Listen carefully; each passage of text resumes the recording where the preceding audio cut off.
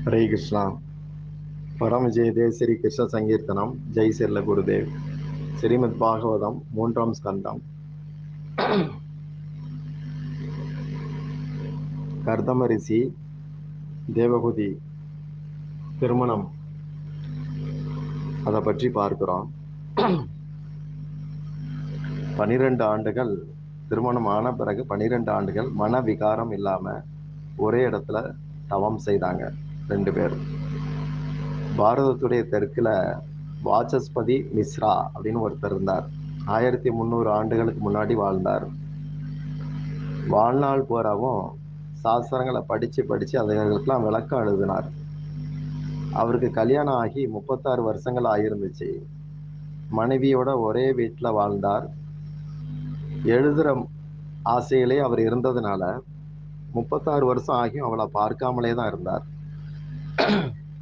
ஒரு நாள் பிரம்மசூத்திரத்துக்கு வியாக்கியானம் எழுதுற போது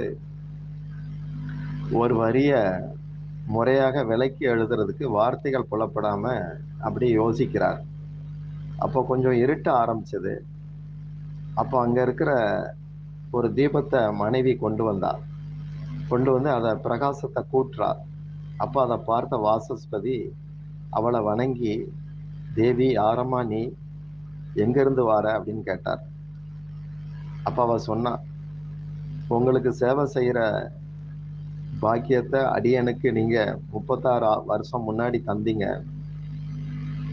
அப்படின்னு சொல்லவும் அவருக்கு ஆச்சரியம் ஆயிடுச்சு. யோசிச்சு பார்த்தாரு, நல்ல மனைவி, நான் மறந்து போயிட்டேனே, இவ்வளவு காலம் எனக்கு தொண்டு செய்திருக்காளே அப்படின்னு சொல்லி ஆச்சரியப்பட்டார். நான் மறந்த நிலையில இருந்துட்டேன், என்னை மன்னிச்சிரு, உனக்கு விருப்பங்கள் எதுவும் இருந்தா சொல்லு, நான் அப்புறம் கூட எழுதுறேன் அப்படின்னு சொன்னார். அப்ப அவர் சொன்னா, நீங்க சாஸ்திர விளக்கங்கள்ல ஈடுபட்டு இருக்கீங்க, இதே நிலையில உங்களுக்கு சேவை செய்தபடி எனக்கு வாழ்வு முடிஞ்சிட்டாலே அதுவே போதுமானதுன்னு சொன்னார். அப்பதான் அவர் சொன்னார், உன் பேர் என்னம்மான்னு கேட்டார். பாமதி அப்படின்னு சொன்னார். பாமதி. அப்போ வாசஸ்பதி சொன்னார், நான் இந்த சங்கர பாசியத்துக்கு எழுதுற வியாக்கியானத்துக்கு உன் பேரையே வைக்கிறேன்னு சொன்னார். இன்னைக்கும் அந்த வியாக்கியானம் பாமதி வியாக்கியானம் அப்படின்னு பேர் பெற்று விளங்குது. இப்படி நம்முடைய பாரத வருஷம் ரொம்ப உயர்ந்த நிலையில இருந்தது. காரணம் சனாதன தர்மம். அந்த தர்மம் கற்பனைக்கு எட்டாதது. புலனடக்கம், மன அடக்கம் ரொம்ப நிறைஞ்சு கிடக்குது சனாதன தர்மத்துல. ஒரே வீட்டுல 36 ஆண்டுகள் வாழ்ந்தாலும் கட்டுப்பாட்டோட கண்ணியமா தங்களுடைய கடமைகளை ரெண்டு பேரும் செய்தாங்க, கணவனும் மனைவியும்.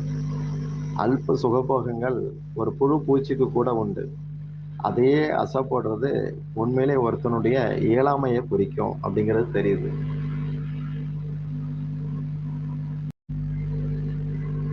இந்த வாசஸ்பதி மிஸ்ரா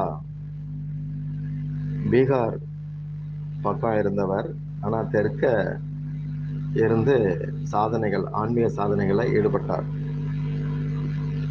அப்ப அவர் எழுதிய வியாக்கியானம் அந்த அம்மா பேர்லயே வச்சுட்டார், வீட்டம்மா பேர்ல. உன் பேர் என்னன்னு கேட்டார். பாமதின்னு எல்லாரும் கூப்பிடுறாங்கன்னு சொன்னா, அப்போ சங்கர பாசியத்துக்கு ஏற்ற அந்த விளக்க உரைக்கு உன் பேரையே வைக்கிறேன்னு சொல்லி, அது நியாய சாஸ்திரம், இந்த அத்வைத ரீதியில பாமதி வியாக்கியானம்னு ஒண்ணு இருக்கு, ரொம்ப சிறப்பானது. இப்படி ஒரு உயர்ந்த நிலையில பாரதம் இருந்திருக்கு. கடமை, கண்ணியம், கட்டுப்பாடு பற்றிய ஞானம் இதெல்லாம் கடசரக்கு கிடையாது. அது வெறும் பேச்சு கிடையாது, நடைமுறை வாழ்வு முறை. அடக்கம் அமரருள் உய்க்கும் அப்படிங்கிறார் வள்ளுவர். முழு அடக்கத்தால, படிவால ஞானம் துளிர்க்க ஆரம்பிக்கும். அது வளர்ந்து கிருஷ்ண சேவைக்கான ஸ்திர மனப்பாங்க கொடுக்கும். கர்தம ரிஷியுடைய மனைவி அதிக தவத்தால உடம்ப காய போட்ட மாதிரி ஆக்கிட்டார். சரீர பலம் குன்றி தேஞ்சு போய் இருந்தா. ஒரு நாள் இதை கர்தம ரிஷி பார்த்து ரொம்ப வருத்தப்பட்டார். அப்ப மனைவி கிட்ட, உனக்கு ஏதாவது வரம் வேணுமான்னு கேட்டார். அவ சொன்னா, நீங்க எனக்கு கணவரா கிடைச்சதே பெரிய வரம் தான், நான் பெரிய சௌபாக்கியவதி அப்படின்னு சொன்னான். தேவபதி தினமும் நாம ஜபம் பண்ணுவா.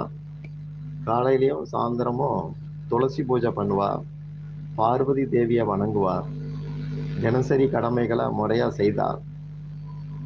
இன்னைக்கு பெண்கள் காத்தால எழுந்ததும் வயிற்றை தான் கவனிக்கிறாங்க. இது முதல் கோணல். அப்புறம் முற்றும் கோணல் ஆயிருது. கர்தம ரிஷி மனைவி கிட்ட, நீ கட்டாயம் என்கிட்ட ஏதாவது கேட்டுத்தான் ஆகணும்னு வலியுறுத்துறார். அப்போ தேவகுதி அவர்கிட்ட, நீங்க ஒரு குழந்தை பெத்த பிறகு துறவு ஏற்பேன்னு சொன்னீங்க. உங்களுக்கு விருப்பம் இருந்தா ஒரு சத்புத்திரனை தானம் பண்ணுங்கன்னு சொன்னான். உடனே கருத்தமர், முதல்ல உனக்கு நான் திவ்யமான உடம்பை தர்றேன் அப்படின்னு சொன்னார். மானசீகமா அவளுக்கு நல்ல சரீரத்தை கொடுத்தார், புஷ்டியாக்கினார். சரஸ்வதி நதிக்கு நீராட போறாங்க. அங்க சங்கல்ப பலத்தால ஒரு விமானத்தை ஏற்படுத்துறார். பல பணிப்பெண்களை உருவாக்குறார். விமானத்துல 2 பேரும் ஆனந்தமா சுத்தி வராங்க. 100 வருஷம் இப்படி ஆனந்தமா இருக்கிறாங்க.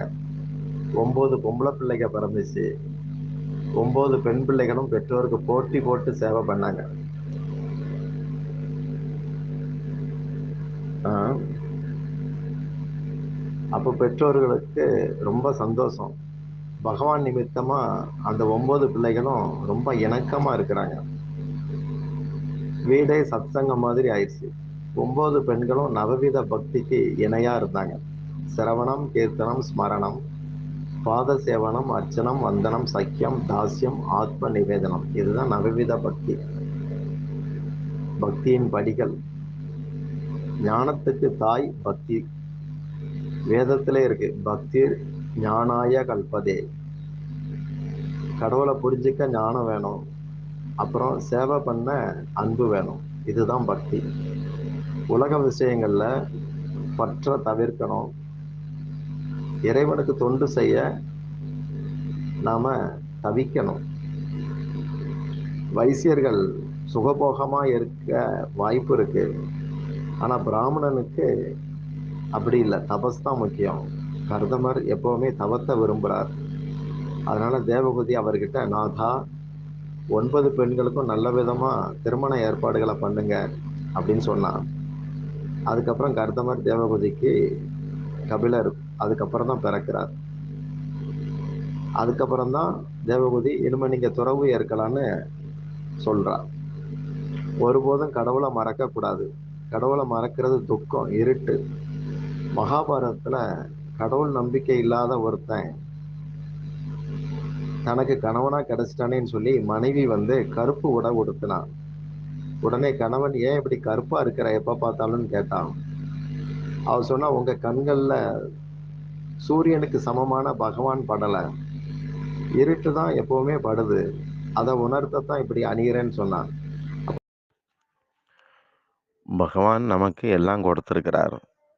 ஒரு சின்ன புல்ல கூட விஞ்ஞானத்தால உருவாக்க முடியாது. இயற்கையாகவே மழை பெய்கிற போதும் அது முளைச்சா தான் உண்டு. அதிலேயே பகவான் அ அந்த திறமைய காட்டுறார். உண்மையிலே ஆன்மீகவாதிகள் அவரைத்தான் விஞ்ஞானியா ஏத்துக்கிறாங்க. அந்த அளவுக்கு எல்லாம் அ ஒரு திருப்திகரமா கொடுத்திருக்கிறார். அப்ப இத்தனை செய்தும் கடவுள புரிஞ்சிக்காம ஒருத்தர் முரட்டுத்தனமா மறுக்கிறது, எதிர்த்து பேசுறது, கேலி பண்றது இப்படிலாம் இருந்தாச்சுன்னா, அவருடைய மூளை வளர்ச்சியின்மைய தான் அது குறிக்குது. புரிஞ்சிக்காம செயல்படுறது. இருக்கிறத மறுக்கிறது தான் அஸ்தி அப்படின்னு சொல்றாங்க. நாஸ்தி அப்படின்னு சொல்றாங்க. அப்ப அந்த மனைவி இதுல என்ன உணர்த்துறான்னா, அ ஒரு கணவன் பார்வையில தெளிவுடையவனா இருக்கணும். அவனுக்கு தெளிவு இல்ல பார்வையில. இவ்வளவு பிரகாசமான இறைவன் ஒருத்தனுக்கு புலப்படலைன்னா, அவனுடைய பார்வை இருண்டு போய் இருக்கு. அந்த இருட்டுத்தனத்த உணர்த்த அவ கருப்பு உடை அணிந்ததாக நாம பார்க்கிறோம். அப்ப மகாபாரத காலத்திலேயே கூட எப்படி அ அறிவு தெளிவு பெறாத, பகுத்தறிவே இல்லாத, பகிர்ந்து போன அறிவு கொண்ட குறைமதியாளர்களுக்கு உணர்த்துவதற்காக அந்த சூழல்ல இருந்தவங்க இந்த உடைய அணிந்து அவனுக்கு விலக்கி இருக்கிறாங்க அப்படிங்கிறத பார்க்கிறோம். மகாபாரதத்துல பீஷ்மர் சபதம் பண்ணார், நாளைக்கு நான் அர்ஜுனனை வதம் பண்ணுவேன்னு சொன்னார். பீஷ்ம சபதம் ஒருபோதும் வீணானது கிடையாது. அப்போ போர்க்களத்துல அத்தனை பேரும் ஹா ஹா அப்படின்னு சொல்லி அதிர்ச்சியில தங்கள் உணர்வை வெளிப்படுத்தினாங்க. எங்கேயும் இதே பேச்சு. அன்னைக்கு ராத்திரி கிருஷ்ணனுக்கே கூட உறக்கம் வரல. உருண்டு புரண்டு படுத்துக்கிட்டே கிடக்கிறாரு. தூக்கம் வரல. சரி அர்ஜுனனை போய் பார்த்துட்டு வரலான்னு கிளம்புனாரு. அங்க போய் பார்த்தா அவன் நிம்மதியா தூங்கிட்டு இருந்தான். என்னப்பா இப்படி பயம் இல்லாம தூங்கிட்டு இருக்கிற அப்படின்னு சொல்லி தட்டி எழுப்புனார். கவலை வந்து கண்ணனுக்கு தான்.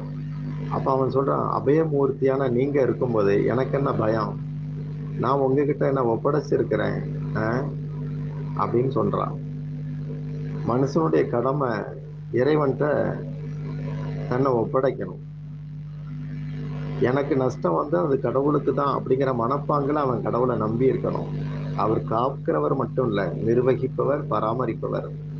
கர்தம ரிஷி 9 பெண்களை கட்டி கொடுக்க முடிவெடுத்தார். அப்போ பிரம்மா 9 ரிஷிகளோட அங்க வந்தார்.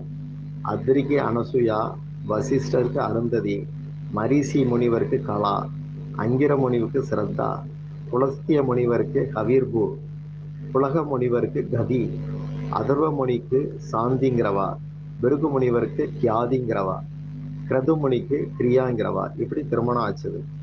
அதுக்கப்புறம் கபிலர்கிட்ட துறவு பெற்றார் கர்தம ரிஷி. இறைவனுக்காக வாழ்றவன் துறவி.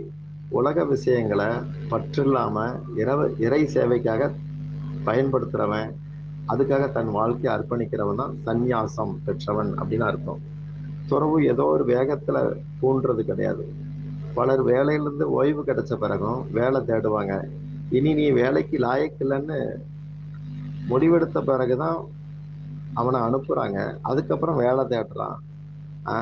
ரிட்டையர்ட் ஆகும்போது வாட்ச் கொடுப்பாங்க. அதோட அர்த்தம் என்னன்னா, காலம் முடிஞ்சு போச்சுன்னு அர்த்தம். இனி நாம ஜெபம் பண்ணுன்னு அர்த்தம். அதுக்கப்புறம் அவன் ஒரு பெட்டி கடையை போட்டு பீடி சிகரெட் வித்துக்கிட்டு இருக்கிறாங்க. இப்படித்தான் உலகம் போயிட்டு இருக்கு. கபிலர் வந்து கீதையை போதிக்கிறார். அவருடைய பிரசங்கம் வந்து ரொம்ப அற்புதமானது. அதுல விசேஷம் என்னன்னா, ஒரு புத்திரன் தபஸ்வினியான அம்மாவுக்கு உபதேசிக்கிறார். ஸ்ரீமத் பாகவதத்துல இந்த மதிப்புமிக்க பகுதி 9 அத்தியாயங்கள்ல சொல்லப்படுது. சாங்கிய சாஸ்திரமாக உபதேசிக்கப்படுது. முதல் 3 அத்தியாயம் ஞானம், அடுத்த 3 அத்தியாயம் பக்தி, அதுக்கு அடுத்த 3 அத்தியாயம் வந்து சம்சார சக்கரம் எப்படிப்பட்டது அப்படிங்கிற வர்ணனை எல்லாம் வருது.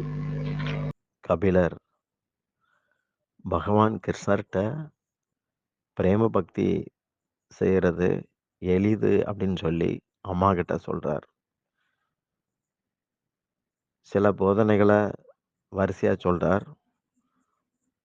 உனது தர்மம் எதுவோ அதுபடி நட. 2வது, சம்பந்தம் இல்லாததுல தொடர்பு வச்சுக்காத. 3வது, இருப்பதுல திருப்தியா இரு. 4 சாதுக்களை மதிச்சு நடந்தா அவங்களுடைய ஆசீர்வாதம் கிடைக்கும். 5 விஷய மோகம் வேண்டாதது. 6 எப்பவுமே நித்தியத்தை தான் நாடணும். 7 உணவு மிதமானதாக இருக்கட்டும். அஜீரணம் ஆகிற அளவுக்கு சாப்பிடக்கூடாது. 8 தனிமையை எப்பவும் நாடுங்க. 9 யாரையும் துன்புறுத்தக்கூடாது. 10 உண்மை பேசணும். 11 பொய்களை ஆதரிக்கக்கூடாது. 12 யார்கிட்டையும் உதவிகளை எதிர்பார்த்து இருக்கக்கூடாது. 13 பிரம்மச்சரியம். இதை பற்றி விரிவாக பார்க்கலாம். 14 தவம், விரதம், இதுகளை வந்து ஒருத்தர் விடக்கூடாது. 15 தூய்மை, அக தூய்மை, புற தூய்மை ரெண்டும் வேணும். 16 குருவை நாடி இருங்க. 17 கடவுளை பூஜிக்கணும். 18 தியானம் பண்ணுங்க. இப்படி அவருடைய போதனைகள்ல இந்த விஷயங்கள்லாம் அடங்கி வருது.